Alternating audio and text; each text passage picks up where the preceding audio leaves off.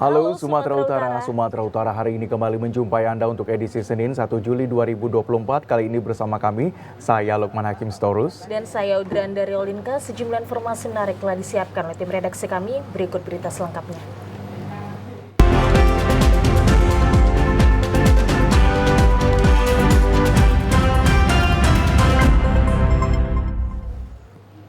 Ya, Saudara Menteri Perdagangan Zulkifli Hasan menghadiri kegiatan Colorful Medan Carnival dalam rangka HUT Kota Medan ke-434. Dalam kesempatan itu, Zulkifli berharap dengan bertambahnya usia Kota Medan semakin maju dan berkembang. Bertempat di kawasan Kesawan Kota Medan, Menteri Perdagangan Zulkifli Hasan bersama Wali Kota Medan Bobi Nasution mengikuti Colorful Medan Carnival pada Minggu malam. Kegiatan ini merupakan rangkaian acara yang digelar selama 2 hari mulai dari 30 Juni hingga 1 Juli 2024. Colorful Medan Carnival merupakan festival peragaan busana dalam rangka festival yang diikuti dalam rangka memperingati HUT Kota Medan yang ke-434. Festival ini diikuti ratusan peserta yang terdiri dari beberapa kabupaten kota yang ada di Sumatera Utara. Selain itu, seluruh kecamatan di Kota Medan juga ikut dalam pawai dengan memperlihatkan berbagai pakaian adat yang ada di Sumatera Utara. Menteri Perdagangan Zulkifli Hasan yang ikut dalam kegiatan ini menyambut baik festival tersebut. Ia berharap dengan diselenggarakan kegiatan ini bisa memikat para turis lokal maupun mancanegara. Pihaknya juga berharap Kota Medan dapat terus maju dan berkembang.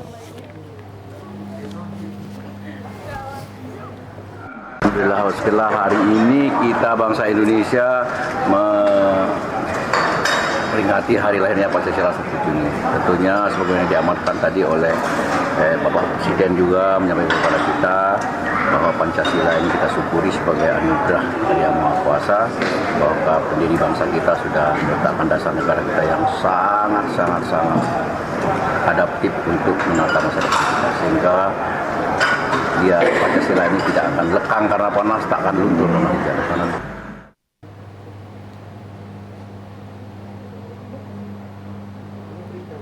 Menteri Perdagangan Zulkifli Hasan melakukan sidak di salah satu SPBE di Desa Telagasari, Kecamatan Tanjung Morawa, Kabupaten Deli Serdang untuk mencegah oknum yang curang dan mengurangi isi LPG 3 kg.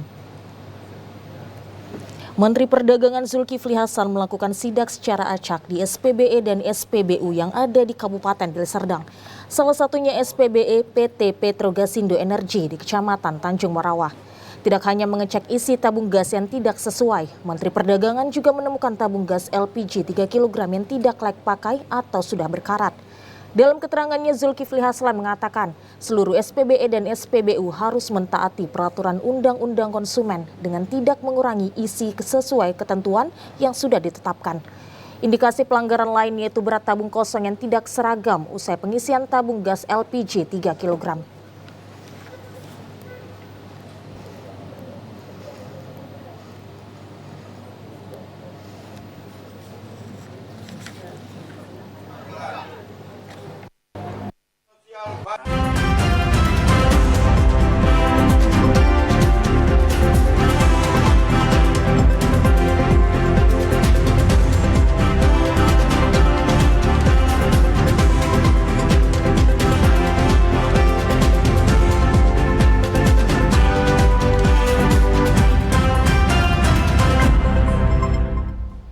Terima kasih masih bersama kami di Sumatera Utara hari ini. Pemirsa, Menteri Perdagangan Zulkifli Hasan melakukan sidak di salah satu SPBE di Desa Telagasari, Kecamatan Tanjung Morawa, Kabupaten Deli Serdang untuk mencegah oknum yang curang dan mengurangi isi LPG 3 kg.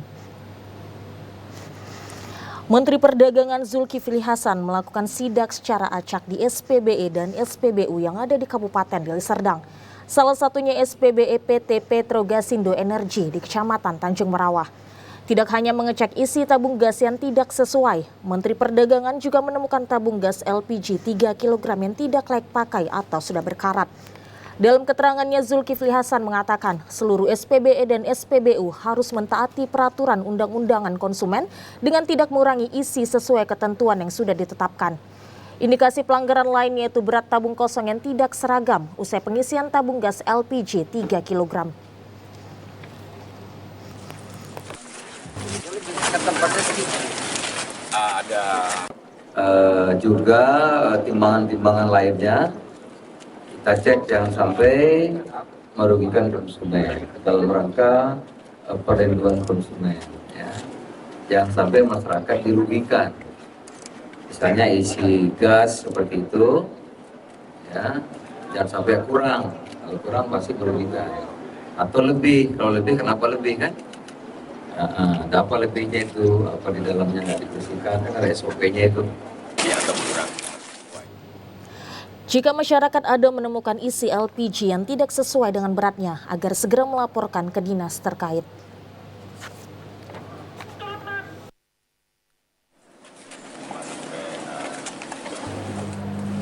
Saudara, LPP TVRI Sumatera Utara melakukan rapat koordinasi dengan Kementerian Komunikasi dan Informasi terkait pekerjaan perbaikan pemancar dan studio tahun 2024. Rapat koordinasi ini mencakup teknis akses masuk LPP TVRI, satuan pemancar natal dan perbaikan menara, serta sarana prasarana pemancar TV digital.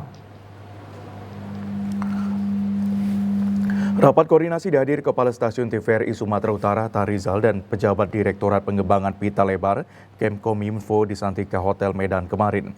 Agenda rapat membahas terkait koordinasi teknis akses masuk LPP TVRI Satuan Pemancar Natal dan progres capaian pekerjaan Termin 1 dan perbaikan menara serta perbaikan sarana prasarana pemancar TV digital tahun 2024. Anggota satu sarana prasarana pemancar DBS, Torik, mengatakan untuk perbaikan sarana akan dilakukan di sejumlah daerah di wilayah Sumatera Utara, di antaranya Natal dan Batang Toru. Untuk progres perbaikan, Torik menyebut sudah mencapai 18%, sedangkan progres penyelesaian ditargetkan rampung pada bulan November 2024. Dalam hal ini kita melakukan perbaikan Sapas Pemancar ya di tahun ini ada 3 lokasi. Itu salah satunya adalah Natal dan Batang Toru. Jadi Kominfo itu melakukan perbaikan Sapas Pemancar yang dulu ya saat ini untuk perangkat utamanya akan dikerjakan oleh tim yang berbeda. Untuk yang pekerjaan Sapas Pemancar ini perbaikannya ditargetkan paling lambat di akhir November sudah selesai. Tapi diharapkan bisa uji terima itu di Oktober ya, di Oktober, akhir Oktober sudah bisa uji terima. Polres Mandailing Natal menggelar upacara peringatan Hari Ulang Tahun ke-78 Bayangkara di halaman multifungsi Tantia Sutri Jahati, sekaligus pemusnahan barang bukti narkotika jenis ganja. Kepala Kepolisian Resort Kabupaten Mandailing Natal, Ajun Komisaris Besar Polisi Ari Sofandi Paloh, memimpin upacara peringatan Hari Ulang Tahun ke-78 Bayangkara yang dihadiri pimpinan Forum Komunikasi Pimpinan Daerah, tokoh masyarakat, tokoh agama, organisasi kepemudaan, dan seluruh personil Polres Madinah. Peringatan Hari Ulang Tahun Bayangkara mengusung tema Polri Presisi, mendukung percepatan transformasi ekonomi yang berkelanjutan menuju Indonesia Emas. Upacara diawali pemeriksaan personil dan pembacaan pidato Kapolri oleh Kapolres Madinah. Rangkaian peringatan Hari Bayangkara ini juga diisi kegiatan bakti sosial bagi warga miskin, pemberian bantuan mahasiswa miskin berprestasi, gotong royong membersihkan fasilitas umum, jalan santai dan senam sehat, serta turnamen bola voli Piala Polres Madinah. Semua kegiatan masyarakat polisi hadir di sana, baik itu dalam keamanan, ketertiban, kelancaran berlalu lintas, serta kegiatan perekonomian, semua polisi hadir di sana. Untuk barang bukti yang tadi baru saja itu ada 140 kg ganja, di mana hasil pengungkapan kita khusus di wilayah Madinah, apakah itu di Tambangan dan Torsihite. Jadi ada total 140 kg pengungkapan 1-2 bulan terakhir ini. Dalam peringatan Hari Bayangkara juga dilakukan pemusnahan barang bukti narkotika golongan 1 jenis ganja hasil tangkapan 1 bulan di tahun 2024. Barang bukti yang dimusnahkan sebanyak 140 kg juga disaksikan oleh para tersangka. Menteri Perdagangan Zulkifli Hasan menghadiri kegiatan Colorful Medan Carnival dalam rangka HUT Kota Medan ke-434. Zulkifli berharap dengan bertambahnya usia Kota Medan semakin maju dan berkembang. Bertempat di kawasan Kesawan Kota Medan, Menteri Perdagangan Zulkifli Hasan bersama Wali Kota Medan Bobi Nasution mengikuti Colorful Medan Carnival pada Minggu malam. Kegiatan ini merupakan rangkaian acara yang digelar selama 2 hari, mulai dari 30 Juni hingga 1 Juli 2024. Colorful Medan Carnival merupakan festival peragaan busana dalam rangka memperingati HUT Kota Medan yang ke-434. Festival ini diikuti ratusan peserta yang terdiri dari beberapa kabupaten kota yang ada di Sumatera Utara. Selain itu, seluruh kecamatan di Kota Medan juga ikut dalam pawai dengan memperlihatkan berbagai pakaian adat yang ada di Sumatera Utara. Menteri Perdagangan Zulkifli Hasan yang ikut dalam kegiatan ini menyambut baik festival tersebut.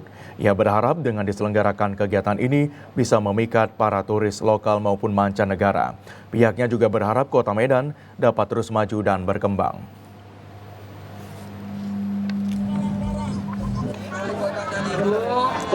Memperingati 434 tahun Kota Medan. Saya tahun 83 ke sini kemajuannya luar biasa ya. Apalagi 5 tahun terakhir dipimpin oleh Mas Bobi, wali kota kita, luar biasa kemajuannya. Kita doakan nanti tambah sukses lagi. Tidak hanya kota tapi memimpin Sumatera Utara, kita doakan ya. Balai Besar Pembangunan Jalan Nasional 1 Medan akan memulai pembangunan jembatan Sungai Asahan kedua di Kecamatan Poroseha, Kabupaten Toba pada bulan Juli 2024. Pelang atau papan proyek rambu-rambu lalu lintas, pekerjaan proyek, serta peranca pembangunan fondasi telah mulai dipancang di seputar jembatan lama Poroseha. Pembangunan jembatan tersebut menelan dana 40 miliar rupiah lebih dengan lebar 9 meter dan panjang 50 hingga 60 meter yang membutuhkan lahan awal dan akhir atau pangkal ujung jembatan sekitar 750 meter. Camat Poroseha Edward Sidaputar mengatakan jembatan tersebut direncanakan dibangun di sebelah kiri jembatan lama dari arah Medan. Jembatan baru ini akan dibangun lebih tinggi sekaligus diharapkan akan menjadi ikon kota Poroseha, Kabupaten Toba. Jembatan ini juga dilengkapi gapura yang diperindah dengan ornamen dan seni budaya Bonapasokit Toba, khususnya kota Poroseha. Edward menjelaskan sejauh ini sosialisasi kepada masyarakat telah dilaksanakan dengan 4 tahap yang sebelumnya telah rampung. Demikian juga untuk masalah ganti rugi bagi warga. Pemilik lahan yang terkena imbasnya akan segera direalisasikan pembayaran oleh pihak Balai Besar Pembangunan Jalan Nasional 1 dalam waktu dekat ini. Informasi yang kita dapat dari pihak balai, pihak penyelenggara, rencananya pembangunan jembatan akan terlaksana kurang lebih dari 8 bulan. Sampaikan tadi sosialisasi dengan masyarakat telah tuntas, telah dilaksanakan 4 tahap dan seluruhnya sudah menandatangani, sudah setuju, dan pembayaran ganti untung kepada warga yang terdampak akan dilaksanakan oleh pihak balai pada awal bulan Juli ini tahun ini. Ya pemirsa, Akademi Dewan Dakwah Perguruan Tinggi Sumatera Utara menggelar wisuda angkatan ke-6 di Hotel Darussalam Medan kemarin. Prosesi wisuda yang berlangsung dipimpin oleh Ketua Dewan Dakwah Sumatera Utara, yakni Khairul Azhar. Lembaga Penyiaran Publik Televisi Republik Indonesia turut menghadiri acara wisuda Akademi Dakwah Indonesia Sumatera Utara angkatan ke-6. Kepala Bidang Pendidikan Dewan Dakwah Islam Indonesia, Dr. Haji Ujang Habibi mengatakan, Indonesia sangatlah membutuhkan sosok dai dan daiyah dalam menyebarkan syiar Islam dengan cara dakwah. Dakwah merupakan kegiatan untuk menyeru, mengajak, serta memanggil siapapun dan dimanapun untuk beriman dan taat kepada Allah Subhanahu wa Ta'ala sesuai dengan akidah, syariat, dan akhlak Islam.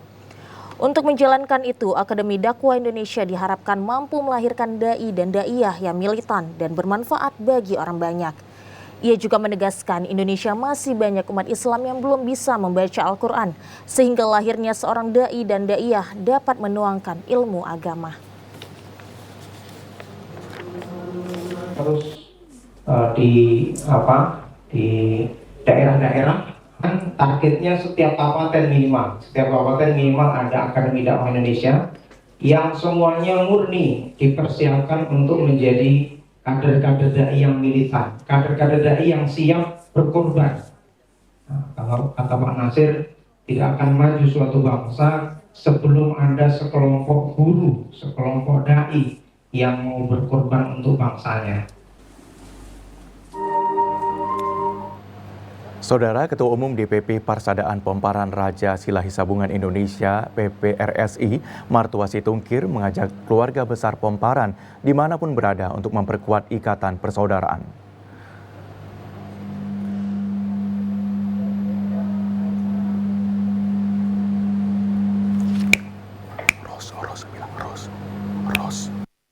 Organisasi masyarakat telah mendapat pengesahan dari pemerintah, dalam hal ini Kemenkumham RI.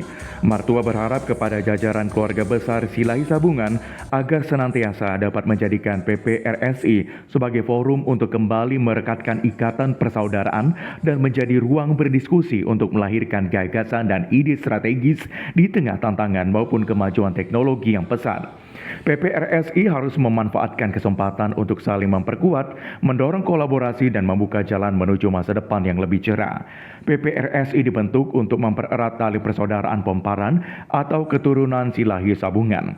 Melalui pada organisasi ini, diharapkan rasa sosial dan tolong-menolong sesama keturunan Raja Silahi Sabungan semakin erat. Baiklah, terima kasih. Jadi yang kami harapkan dengan adanya pertemuan pada hari ini, di mana persatuan dan kesatuan seluruh para Raja Silahi Sabungan dimanapun berada tetap kukuh, dan diharapkan pada masa yang akan datang bukan hanya dengan meningkatkan adat istiadat, artinya kekeluargaan, juga kita juga memikirkan bagaimana untuk meningkatkan kesejahteraan dari masyarakat atau para Raja Silahi Sabungan. PPRSI diikuti 8 marga yaitu Loho Raja, Tuki Raja, Sondi Raja, Buta Raja, Barimba Raja, Debang Raja, Batu Raja, dan Tambun Raja atau Si Raja Tambun. Ketua Umum Dewan Pimpinan Pusat Komite Masyarakat Danau Toba KMDT, Edison Manurung, mengajak seluruh Pemparan ini untuk bersama-sama menjaga persatuan dan kesatuan serta saling mengasihi. Bekerja sama untuk memajukan PPRSI ke depan melalui berbagai program yang telah dirancang nantinya. Dengan senantiasa berupaya menyatukan semua potensi Pemparan Raja Silahi Sabungan dimanapun berada. Kami sudah sepakat dengan pengurus Silahi Sabungan seluruh Indonesia akan bekerja sama melakukan satu, bagaimana kita mendorong agar keluarga Silahi Sabungan turut aktif untuk memperdayakan masyarakat di provinsi dan kabupaten seluruh Indonesia, termasuk memajukan SDM unggul, dan akan memberikan beasiswa, dan juga akan memajukan pertanian di provinsi kabupaten seluruh Indonesia. Acara pengukuhan pengurus DPP PPRSI didahului kegiatan rohani, dipimpin para rohaniawan dan dirangkai dengan pesta adat Batak dengan melibatkan tokoh adat, khususnya dari keluarga besar Silahi Sabungan se-Indonesia.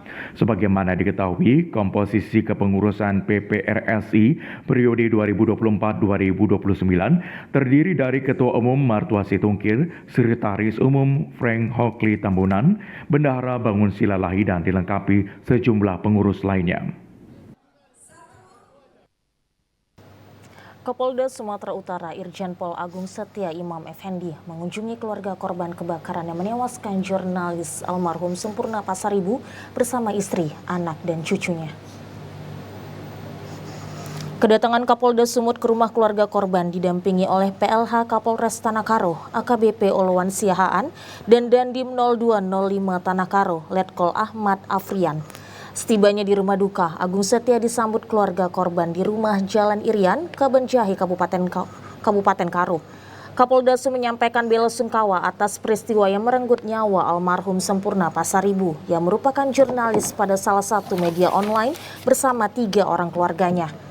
Kapolda Sumut juga memberikan tali asih kepada keluarga korban.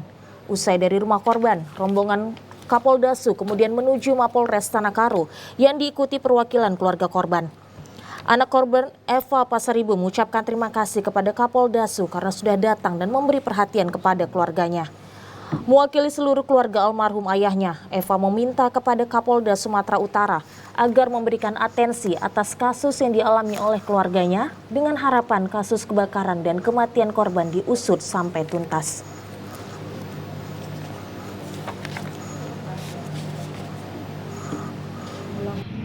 Terima kasih pemberian dari Bapak Kapolda untuk penyampaian bela sungkawanya agar sesuai harapan kita agar dapat berjalan dengan lancar, diusut tuntas sampai ke akar-akarnya.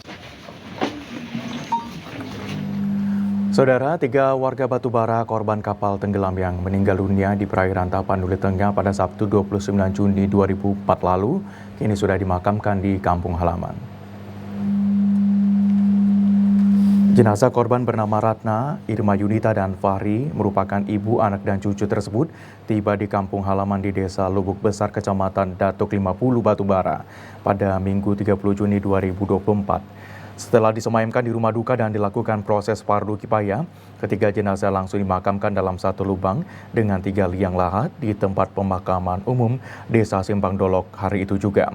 Keluarga korban menuturkan sebelumnya korban dan beberapa orang lainnya pergi ke Sibolga pada Sabtu pagi untuk berwisata. Namun saat dalam perjalanan menuju Pulau Kalimantung, kapal yang ditumpangi korban dan puluhan penumpang lainnya dihantam badai. Akibatnya kapal terbalik dan tenggelam. Puluhan penumpang berhasil diselamatkan, namun ketiga korban ditemukan dalam keadaan meninggal dunia. Peristiwa ini membuat duka mendalam bagi keluarga korban. Keterangan dari keluarga kami, salah seorang yang selamat dalam tragedi ini, mereka berangkat itu dari Batubara ke Sibolga, tepatnya ke Pandan itu kurang lebih pukul 4 pagi. Nah, menurut keterangan dari keluarga kami ini, sejam setelah perjalanan terjadi badai. Kebetulan memang ada 2 kapal yang beriringan. Nah, naasnya memang kapal yang ditumpangi keluarga kami inilah yang terkena badai dan pada akhirnya terbalik. Unit Reaksi Cepat Reskrim Polsek Sunggol bersama tim gabungan patroli presisi Polda Sumatera Utara bubarkan aksi tawuran di Jalan Ring Road Kota Medan kemarin. Polisi sempat lakukan tembakan peringatan ke udara sehingga 10 anggota geng motor diamankan. Viral di media sosial aksi tawuran sekelompok ormas dan geng motor di Kota Medan. Sekelompok ormas dan geng motor ini yang didominasi oleh para remaja saling serang gunakan senjata tajam. Mendapat laporan dari masyarakat adanya aksi tawuran, Unit Reaksi Cepat Reskrim Polsek Sunggol bersama tim gabungan patroli presisi Polda Sumatera Utara yang sedang melakukan patroli rutin di Wilkum Polsek Sunggol langsung meluncur ke lokasi aksi tawuran. Melihat kedatangan petugas, gerombolan remaja ini pun langsung berupaya kabur dari tangkapan petugas.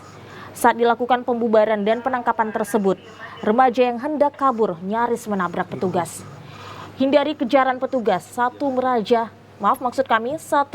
sempat terjun ke sebuah selokan di drainase, namun aksi tersebut gagal dan petugas berhasil menangkap remaja tersebut.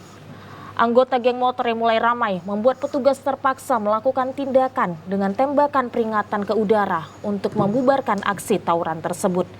Petugas berhasil mengamankan sedikitnya 10 orang yang terlibat dari aksi tersebut. Kapolsek Sunggol, Kompol Bambang G. Huta Barat mengatakan, anggota geng motor yang berhasil ditangkap diantaranya 3 orang yang diduga pelajar dan 7 orang dewasa dengan barang bukti 1 buah senjata tajam jenis samurai.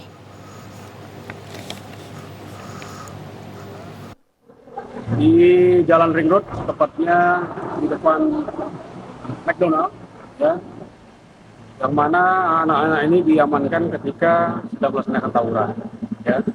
Jadi berdasarkan ini semuanya, mereka kita goyang ke komando, ya. 3 diantaranya sudah dewasa dan 7 lainnya masih anak-anak. Saudara, di Kota Medan saat ini terdapat sebuah kafe dengan konsep kapal bernuansa Venesia Italia, sehingga menjadi daya tarik bagi warga Kota Medan untuk berkunjung menikmati aneka hidangan sekaligus mengabadikan foto dengan latar belakang yang sangat menarik. The Couple Cafe and Resto yang resmi dibuka pada 7 Juni 2024 ini memiliki konsep berbeda dari tempat kuliner lainnya. Memiliki suasana di kota Venesia, Italia, menjadikan tempat ini sebagai alasan pengunjung untuk datang berkuliner sambil mengabadikan suasana. Area dalam restoran ini terbagi menjadi 2 bagian, yaitu di dalam ruangan dengan bangunan khas Eropa dan di atas kapal-kapal kecil yang memberikan nuansa seperti makan di atas sungai. Menu yang disajikan merupakan kuliner Indonesia juga Italia, seperti nasi goreng dan spaghetti.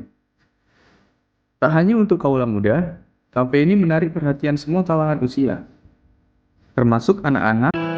Beberapa pengunjung juga berpendapat bahwa tempat ini merupakan restoran yang unik di kota Medan, serta akses menuju tempat ini sangatlah mudah ditemukan. Dari pukul 11 siang hingga setengah 10 malam.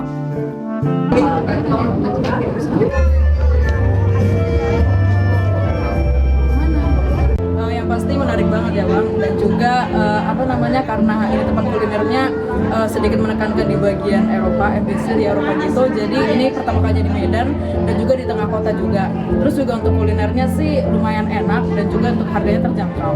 Cocok banget Bang, karena ini bukan hanya untuk anak muda aja, untuk kalangan ibu-ibu, bapak-bapak, semuanya cocok karena makanannya nggak dari western aja, eastern juga ada, jadi cocok. Ini di tengah pusat kota dan juga akses untuk kendaraan umum juga sangat mudah seperti bus, angkot, itu juga sangat banyak. Jadi kalau soal akses jangan diharukan sih. Serta fasilitas yang disuguhkan menjadikan destinasi kuliner ini ramai dikunjungi masyarakat. Masyarakat dapat mengunjungi tempat ini mulai dari pukul 11 siang hingga setengah 10 malam. Halo Sobat BMKG, kembali bersama saya Enda Paramita, Prakirawan BBMKG Wilayah 1, yang akan menyampaikan info perakiraan cuaca dan hotspot Provinsi Sumatera Utara untuk Selasa 2 Juli 2024. Pada pagi hari diperkirakan berawan dan berpotensi hujan ringan di Langkat, Medan, Deli Serdang, Batubara, Serdang Bedagai, dan sekitarnya. Untuk siang dan sore hari diperkirakan berpotensi hujan ringan hingga sedang di sebagian wilayah Sumatera Utara, di mana hujan sedang berpotensi terjadi di Toba, Serdang Bedagai, Asahan, Batubara, Simalungun, Labuhan Batu, Labuhan Batu Utara, Labuhan Batu Selatan, Mandailing Natal, dan Padang Lawas. Untuk malam hari diperkirakan berpotensi hujan ringan hingga lebat, di mana hujan lebat berpotensi terjadi di Langkat, Binjai, dan Deli Serdang. Untuk dini hari diperkirakan berawan dan berpotensi hujan ringan di Langkat, Medan, Binjai, Deli Serdang, Batubara, Serdang Bedagai, dan Asahan. Untuk suhu udara diperkirakan 16 hingga 32 derajat Celcius dengan kelembapan udara 60 hingga 98%. Angin bertiup dari arah tenggara hingga barat daya dengan kecepatan 10 hingga 30 km per jam. Untuk titik panas tidak terpantau di wilayah Sumatera Utara pada tanggal 30 Juni 2024. Kepada masyarakat dihimbau untuk tetap waspada terjadinya hujan yang disertai petir dan angin kencang yang terjadi di lereng timur Sumatera yang dapat berpotensi bencana hidrometeorologis seperti banjir dan longsor. Demikian perakiraan yang dapat saya sampaikan. Semoga bermanfaat dan terima kasih. Ya pemirsa, guna menurunkan angka stunting di Kabupaten Labuhan Batu, Sumatera Utara, pemerintah melakukan berbagai terobosan, salah satunya melalui penyuluhan yang dilaksanakan oleh tim penyuluh kesehatan dari Dinas Kesehatan dan Bidan Desa. Untuk memberikan pemahaman kepada masyarakat akan pentingnya mengenal anak dengan gejala stunting, tim penyuluh dari Puskesmas Rantau Prapat memberikan sosialisasi kepada ibu hamil dan ibu yang memiliki anak balita.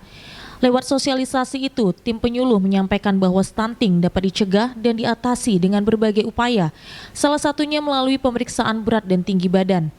Jika tinggi dan berat badan si anak tidak seperti anak yang sehat pada umumnya, maka pihak penyuluh akan melakukan pemeriksaan yang lebih mendalam.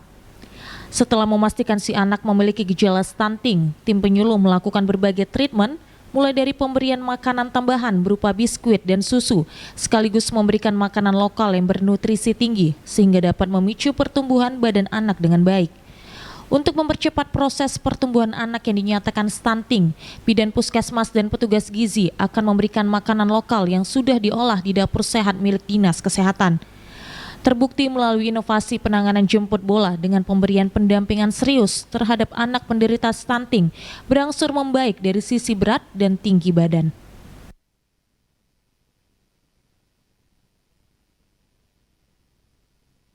Data balita stunting dapat kita peroleh dari posyandu yang kita dapat dari tim gizi yang mungkin bisa kita pantau dari pertumbuhan dan pertambahan berat badan si balitanya. Adapun di sini kita memberikan bantuan yaitu berupa makanan tambahan yang kita berikan setiap hari kepada bayi dan balita kita yang stunting. Untuk selanjutnya kita pantau setiap 2 minggu sekali atau per 1 bulan untuk pemantauannya selanjutnya.